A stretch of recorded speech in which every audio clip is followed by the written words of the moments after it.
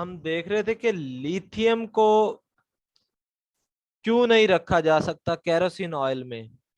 तो आपके माइंड में क्या रीजन आती है जी? Why lithium can't be placed in kerosene oil? जी सर लिथियम के बारे में जो एनॉमलस बिहेवियर है, तो ये देखा गया है कि हर रीजन के पीछे दो ही चीजें हैं, कि इसका स्मॉल साइज है और न्यूक्लियर चार्ज की वजह से। हाँ जी ठीक है, लेकिन एक्चुअल रीजन मैं बता देता हूँ। ठीक है, लिथियम का यही होता है, हर एलिमेंट फर्स्ट अपने बाकियों से क्या करता है, थोड़ा सा डिफरेंट बिहेवियर शो करवाता है। तो लिथियम का जो होता है साइज, वो क्या होता है, बहुत छोटा होता है। साइज छोटे होने की वजह से इसकी डेंसिटी क्या हो जाती है? हाई। हाई होगी, लो होगी? सर जब चार्ज डेंसिटी हाई होगी। चार्ज डेंसिटी की बात नहीं कर रहा मैं, मास टू वॉल्यूम रेशियो की बात कर रहा हूँ। वो लो। सर लो होगी, लो क्योंकि होगी। उसका साइज छोटा होगा और थोड़ी जगह को वो जो है। हाँ जी बिल्कुल सही बात है। तो डेंसिटी लो होती है, इसकी डेंसिटी केरोसिन ऑयल से भी लो होती है। तो आपको नहीं लगता कि जिसकी डेंसिटी लो होगी वो ऊपर फ्लोट करना शुरू कर देगी? ऐसा है या नहीं है? अगर जी सर। लिथियम को केरोसिन ऑयल में रख दिया जाए तो ये ऊपर ही लिथियम उसके फ्लोट करना शुरू कर देगा, और जैसे ही हम ढक्कन ओपन करेंगे तो मॉइस्चर मिलेगा लिथियम को, और लिथियम साहब रिएक्शन कर देंगे। अब समझ आई रीजन क्यों नहीं रखते केरोसिन ऑयल में? सर सर लिथियम जो है वो क्या फ्लोट करेगी तो क्या होगा? वो जब भी उसे मॉइस्चर मिलेगी, नमी मिलेगी, तो वो क्या कर देगी, रिएक्शन स्टार्ट कर देगी। ऊपर पड़ी है ना, क्योंकि केरोसिन ऑयल के अंदर तो नहीं है। हाँ जी। तो ये रीजन है। अब लिथियम को फिर रखते किस में? लिथियम को हम रखते हैं जी रैप्ड करके। रैप का मतलब तो पता है आपको, रैप्ड करके, लपेट के अच्छे से, किसमें? पैराफिन वैक्स में, ताकि ये नमी के कांटेक्ट में ना आ सके। समझ आ रही बात या नहीं? पैराफिन वैक्स में सर रखते हैं। हाँ जी। ये पैराफिन वैक्स के बारे में थोड़ा सा बता। पैराफिन वैक्स जो होती है, ये एक आपके पास ना हाई जो लिथियम के लिए सूटेबल एक कंपाउंड होता है। पैराफिन का मतलब क्या होता है जी? पैरा मतलब कम, अफिन मतलब तो जिसकी जिसकी रिएक्टिविटी बहुत कम अफिनिटी हो। क्या हो,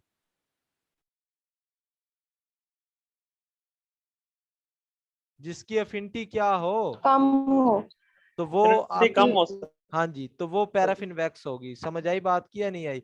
और ये सफेद टाइप की ना होती है आपके पास,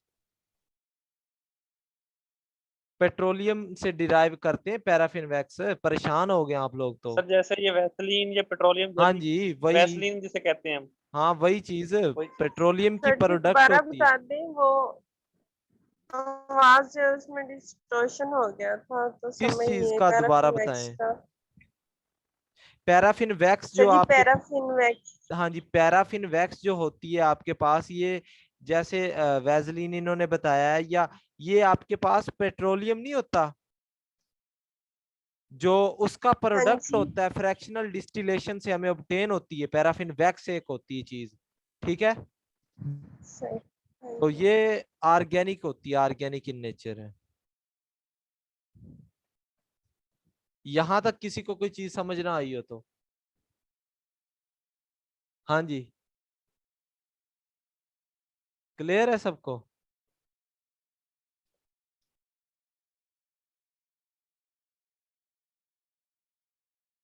तो अब हम फिर आगे मूव करते हैं। अब एक ना याद रखें आप लोग, अक्सर प्रोडक्ट लिखने में प्रॉब्लम होती है कि जी, एक बात याद रख लें, जब भी हाइड्रोलिसिस रिएक्शन होगा तब प्रोडक्ट कैसे लिखेंगे? हाइड्रोलिसिस रिएक्शन का मतलब पता है या नहीं पता? जब भी हाइड्रोलिसिस रिएक्शन होगा, यानी वाटर के साथ रिएक्शन होगा, तब हम प्रोडक्ट कैसे लिखेंगे? अगर नाइट्राइड हो आपके पास, अगर नाइट्राइड हो और वाटर हो साथ, मैं ट्रिक बता रहा हूं आपको, तो आपने लिखना है जी अमोनिया गैस रिलीज होगी। कौन सी गैस? Ammonia gas. NH3। जब नाइट्राइड का अगर आप वाटर के साथ रिएक्शन करवाते हैं, अगर आपके पास हाइड्राइड हो, ये बहुत इंपॉर्टेंट है, यही चीजें तो होती मोस्टली रिएक्शन करवा रहे होते हैं हम। हाइड्राइड का वाटर के साथ अगर आप रिएक्शन करवाते हैं तो आपके पास हाइड्रोजन गैस रिलीज होगी। अगर आपके पास फास्फाइड है, इनके फार्मूले आप लोग खुद से देखेंगे, ठीक है, नाइट्राइड का, हाइड्राइड का, फास्फाइड का, तो ये फास्फीन गैस खारिज होगी, PH3 होती फास्फीन गैस। और अगर आपके पास कार्बाइड है और इसका वाटर के साथ रिएक्शन करवाते तो मीथेन गैस खारिज होगी। अगर आपके पास सल्फाइड है तो सल्फर हाइड्रोजन सल्फाइड गैस खारिज होगी। अगर आपके पास क्या चीज है, सल्फाइड है, तो ये रट लें इसे, तो बहुत इंपॉर्टेंट है। हाइड्रोजन सल्फाइड गैस रिलीज होगी अगर आप सल्फाइड का वाटर के साथ रिएक्शन करवाते हैं तो, ठीक है। अब लिथियम का हम ग्रुप 1 के एलिमेंट्स का हैलोजन के साथ रिएक्शन करवाते हैं। सर मीथेन कब रिलीज होगी? मीथेन रिलीज होगी जब आपके पास कार्बाइड होगा, ठीक है। तो इनके फार्मूले आप लोगों ने खुद से लिखने, बल्कि मैं कल पूछूंगा। कल मैंने एक क्वेश्चन दिया था, कौन सा क्वेश्चन था जी? सर के इलेक्ट्रॉन न्यूक्लियस में एग्जिस्ट क्यों नहीं करता? हाँ, किसी ने ढूंढा फिर? जी सर। चलें वो बाद में देखते हैं।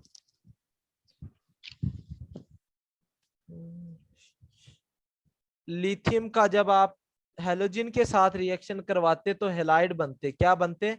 हेलाइड बनते हैं जी, लिथियम हेलाइड। X यहाँ पे हेलोजन है। तो ये तो सिंपल सी चीजें थी। अब वो ये भी अक्सर क्वेश्चन, ये जो मैं सिलेबस आपको करवा रहा हूँ ना, ये इंडियन का सिलेबस है बेसिकली, ये जो मैं आपको सिलेबस करवा रहा हूँ अभी, उनके कॉम्पिटिटिव एग्जाम में क्वेश्चन आते हैं और पाकिस्तानी मोस्टली नेट से क्वेश्चन उठाकर पेपर बना रहे होते हैं। मजे की बात बताऊं आपको, हमारे जो पाकिस्तानी वो नेट से पेपर उठाकर बनाते हैं। यूनिवर्सिटी के प्रोफेसर हजरात भी यही करते हैं। हाँ जी, ऐसे ही है सर। तो नेट का यूज पॉजिटिव वे में करना चाहिए। नेट से पेपर देखा, MCQs जो चैप्टर मैं आपको करवाता हूँ ना, साथ एक लिखा करें IIT जी। तो MCQs आपने लिखना है अल्कली मेटल, अल्कली मेटल, ठीक है। साथ लिखेंगे MCQs test online, test online by IIT JEE, ठीक है। तो ये आपने लाजमी लिखना है सब। तो इस तरह से आपके पास ये वेबसाइट्स आ जाएंगी, तो उनमें बने बनाए टेस्ट होंगे। क्या होंगे? बने बनाए टेस्ट होंगे आप लोग के लिए, तो उनको आपने लाजमी सॉल्व करना है। ये मेरी बात याद रख ले, क्योंकि अब पेपर के दिन बहुत नजदीक आ गए हैं आप लोग के। सर ये पीछे वाली एक दफा स्लाइड कीजिएगा, स्क्रीनशॉट ले लें।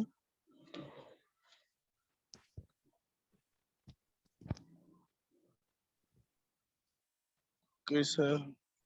अब जो एक बात मेरी याद रख ले, याद रखने वाली इनऑर्गेनिक में बहुत ज्यादा चीजें हैं, सीधी बात बताऊं तो ब्रिलियम क्लोराइड जो होता है आपके पास, ये मैं आपको एक्स्ट्रा चीजें नॉलेज बता रहा हूं जो पेपर में पूछा जाता है। ये 3 चीजों में एग्जिस्ट करता है, ऑल 3 फॉर्म्स में एग्जिस्ट करता है। कौन कौन सी? मोनोमर में भी, किसमें? मोनोमर में भी, और डाइमर में भी। ये पूछा जाता है कि कौन सा कंपाउंड है जो ऑल 3 फॉर्म्स में एग्जिस्ट करता है, और पॉलीमर में भी।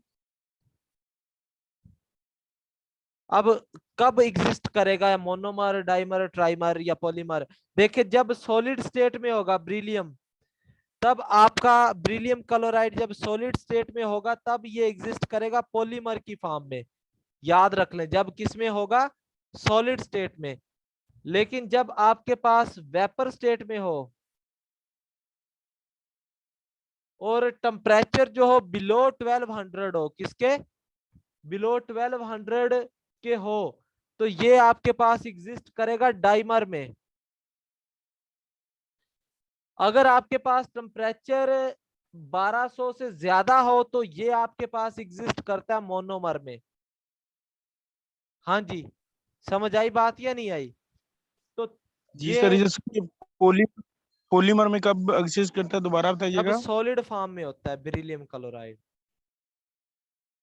जी ओके सर। अब हम सर ये मोनोमर टेम्परेचर 1200 से ज्यादा हो ज्यादा, या हाँ जी 1200? ज्यादा होगा तो वेपर फेज में है दोनों में, ठीक है।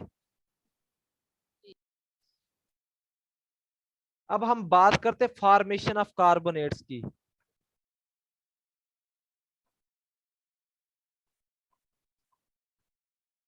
फॉर्मेशन ऑफ कार्बोनेट्स, कार्बोनेट्स क्या होते हैं जी?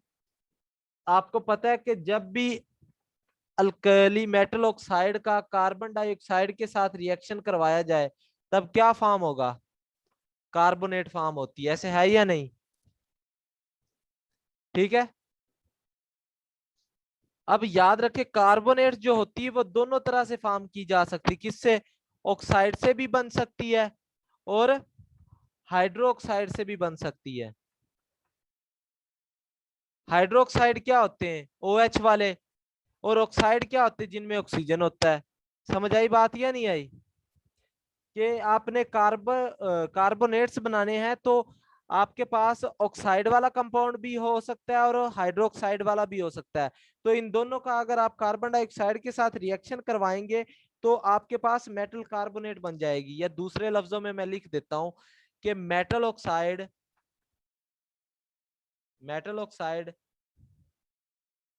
और मेटल हाइड्रोक्साइड,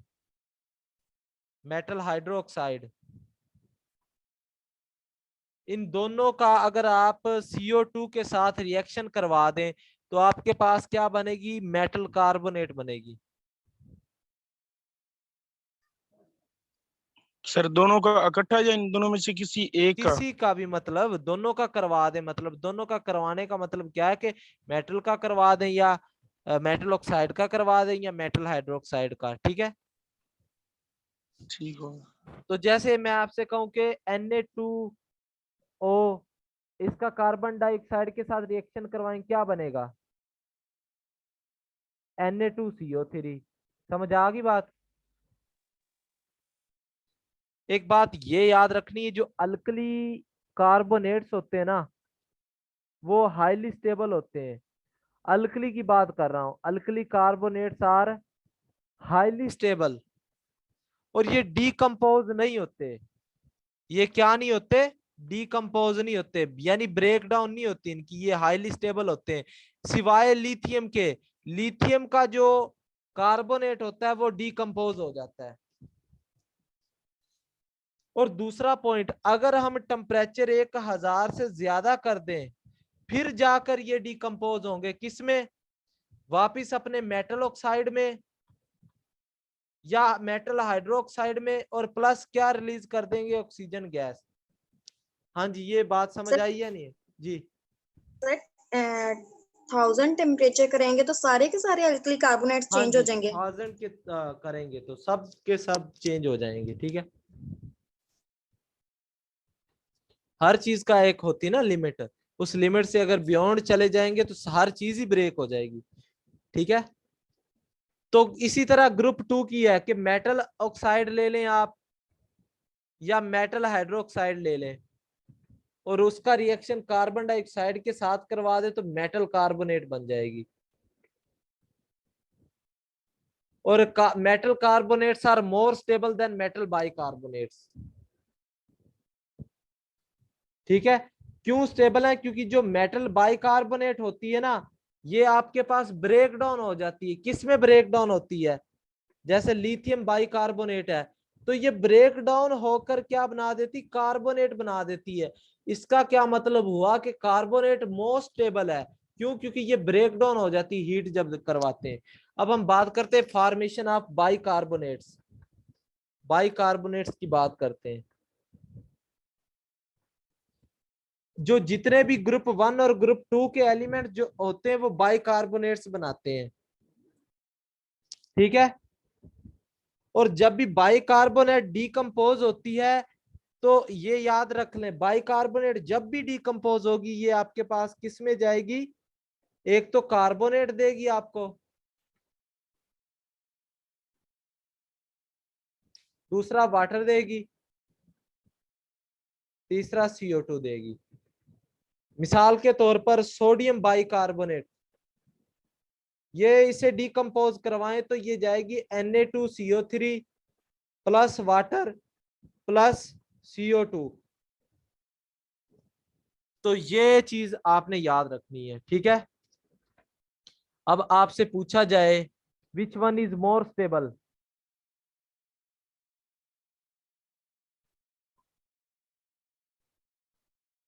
हाँ जी, इसमें से कौन ज्यादा स्टेबल है?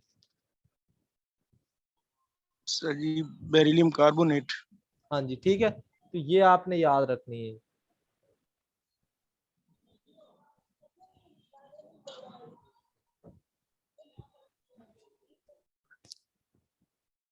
आगे बात करते फॉर्मेशन ऑफ नाइट्राइट, नाइट्रेट।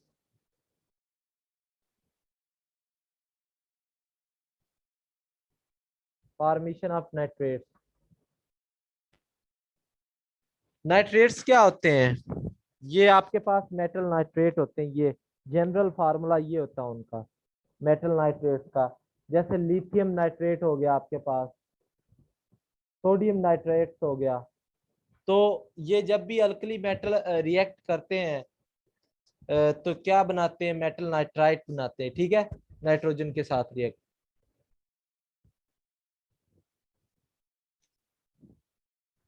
तो एक ये बात आपने याद रखनी है। और फॉर्मेशन ऑफ सल्फेट,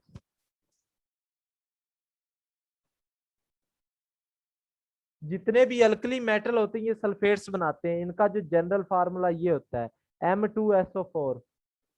जैसे लिथियम, सल्फर, आप सिंपल सी है, ये कोई मुश्किल नहीं, सल्फर के साथ रिएक्शन करवाते जाएं तो सल्फाइड बनता जाएगा, ठीक है।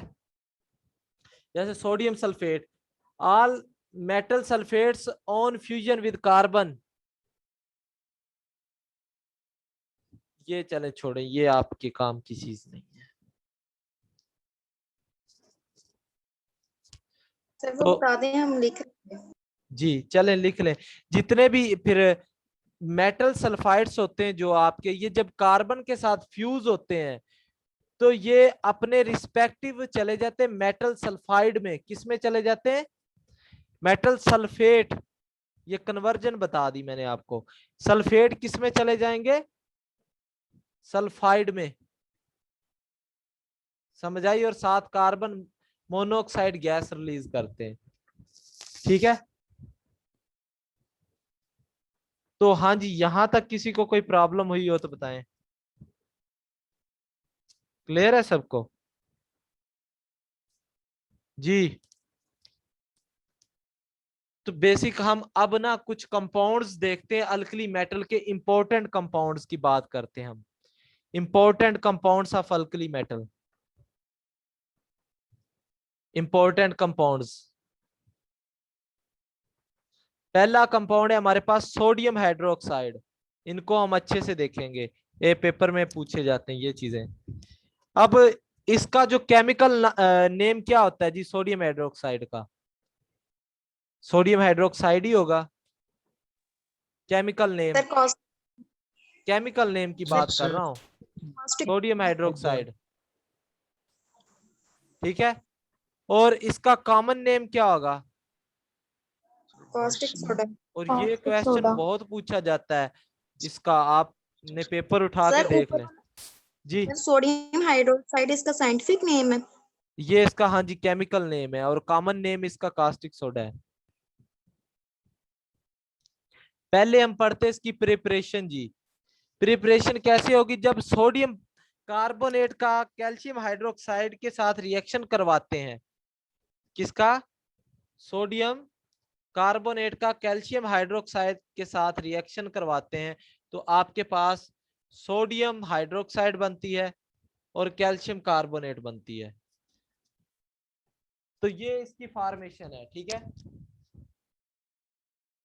और एक बात मैंने आपको बता दी थी कि सोडियम हाइड्रोक्साइड जो होती है एक स्ट्रॉन्ग बेस होती है और ये वाइट क्रिस्टलाइन स्ट्रक्चर सर होता है। आपकी आवाज आवाज आ रही है? सर डिस्टोर्शन आ रही है। जी सर, डिस्टॉर्शन आ रही है। हाँ जी, अब सर रिएक्शन से दोबारा करवा दें, आवाज नहीं आ रही थी। अब आ रही है आवाज? जी जी सर। सर। रिएक्शन ये होता है कि जब आप सोडियम कार्बोनेट को कैल्शियम हाइड्रोक्साइड के साथ रिएक्ट करवाते हैं तो आपके पास सोडियम हाइड्रोक्साइड बन जाती है और साथ कैल्शियम कार्बोनेट बनती, ठीक है। एक बात सोडियम हाइड्रोक्साइड की प्रॉपर्टीज बताऊं आपको, अक्सर पेपर में क्वेश्चन पूछा जाता है, ये होता है सेकेंडरी स्टैंडर्ड होता है। क्या होता है? टाइट्रेशन में थोड़ा सा बताऊंगा आपको। सर ये सेकेंडरी सेकेंडरी स्टैंडर्ड क्या होता है? बता देता हूँ। सेकेंडरी स्टैंडर्ड होता है और दूसरा हाइग्रोस्कोपिक होता है। सेकेंडरी स्टैंडर्ड वो होते हैं जो हाइग्रोस्कोपिक होते हैं। हाइग्रोस्कोपिक क्या होता है? हाइग्रो मीन वाटर, जो मॉइस्चर को या वाटर को एब्जॉर्ब करने की कैपेसिटी रखते हो। समझ आई बात? आपने लैब में तो किया होगा रिएक्शन, आपको ये कॉमन एक्सपेरिमेंट होता है। सोडियम हाइड्रोक्साइड जितना लैब में यूज होता है मुझे नहीं लगता और कोई केमिकल यूज होता होगा। जी सर। सोडियम हाइड्रोक्साइड सब जी सर, यूज होता है, काफी यूज होता है सर इसका। तो आप लोग कभी देखा होगा उसमें बोतल से, जब आप वो डब्बी सी जो प्लास्टिक की होती है उसमें से अगर निकाल के रख दें तो ये सॉल्यूशन फॉर्म में जाना पसंद करता है, पानी पानी इसमें इकट्ठा हो जाता है। ऐसा होता है या नहीं होता? जी। जी सर, ये ऐसे ही होता है। और एक बात, आप इसको फिर क्या करते हैं?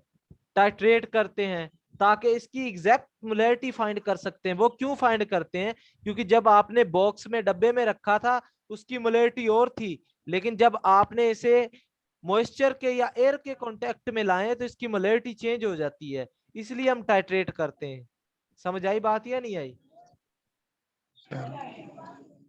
और ये स्ट्रॉन्ग बेस होती है, तीसरी प्रॉपर्टी इसकी स्ट्रॉन्ग बेस होती है जी।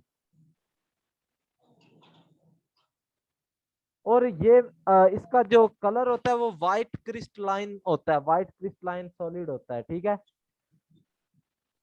और इनके रिएक्शन मैंने आपको बता दिए हैं। सोडियम हाइड्रोक्साइड का रिएक्शन मैंने आपको बता दिए हैं एम्फोटेरिक के साथ, एक तो बता दिया है। अब सोडियम हाइड्रोक्साइड का कार्बन डाइऑक्साइड के साथ रिएक्शन क्या होगा? अब मैंने आपको एक बात बताई, प्रोडक्ट लिखना कैसे। कार्बन डाइऑक्साइड को पहले वाटर में ऐड करें, क्या बन जाता है? H2CO3 बनेगा या नहीं बनेगा? जी बताएं। जी सर। क्योंकि इसको तो हम आयंस में तो नहीं बना सकते, चार्जेस तो नहीं है ना।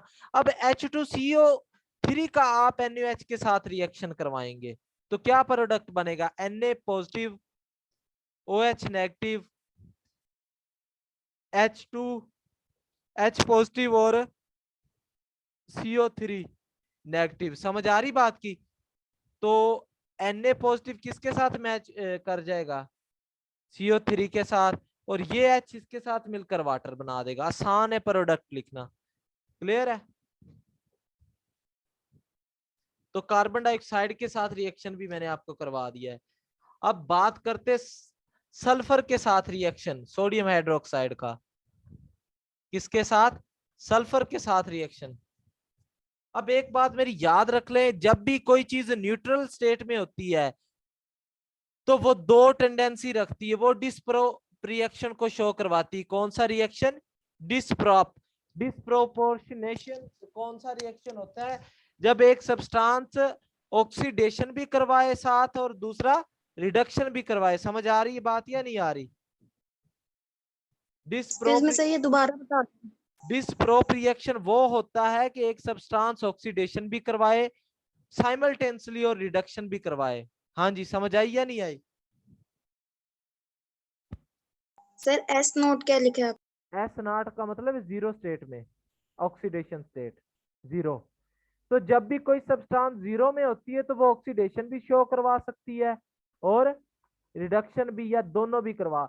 अब देखिए सल्फर का सोडियम हाइड्रोक्साइड के साथ जब रिएक्शन होता है तो ये ऑक्सीडेशन और रिडक्शन दोनों शो करवाती है। देखें Na2S प्लस Na2S2O3, तो देखें Na2S इसमें सल्फर की ऑक्सीडेशन स्टेट -2 है और Na2S2 में सल्फर की ऑक्सीडेशन स्टेट +2 है। अब सल्फर 0 में था, एक दफा ये -2 में चला गया, एक दफा +2 में चला गया, तो बताएं इसने ऑक्सीडेशन और रिडक्शन दोनों शो करवा दी या नहीं करवा दी जी? तो ये कौन सा रिएक्शन हो गया? डिसप्रोप रिएक्शन हो गया। क्लियर है ये?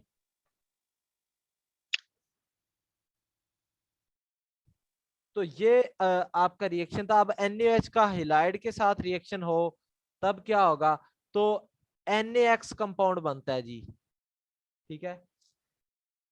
अब ना एक 9th की 10th की बुक में कुछ रिएक्शन आप लोगों ने पढ़े होंगे, वो भी बहुत इंपॉर्टेंट है। रसूब साजी के रिएक्शन उधर लिखा होता था। मिसाल के तौर पर आयरन +3, मैग्नीज +2, क्रोमियम +3, कॉपर +2, निकल +2, एल्युमिनियम +3। इन सबको जब आप सोडियम के साथ रिएक्शन करवाते हैं तो क्या, सोडियम हाइड्रोक्साइड के साथ रिएक्शन करवाते हैं तो प्रोडक्ट क्या बनेगा? ये मैंने आपको बताया। प्रोडक्ट अगर 3 ऑक्सीडेशन स्टेट वाला है तो क्या बनेगा? 3 में जाएगा। समझ आ रही बात या नहीं आ रही? अगर 2 वाला है तो किस में जाएगा? 2 में जाएगा। अगर 3 वाला है तो किस में जाएगा? 3 में जाएगा। सारों का प्रोडक्ट यही होगा, इस तरह से चलता जाएगा, ठीक है।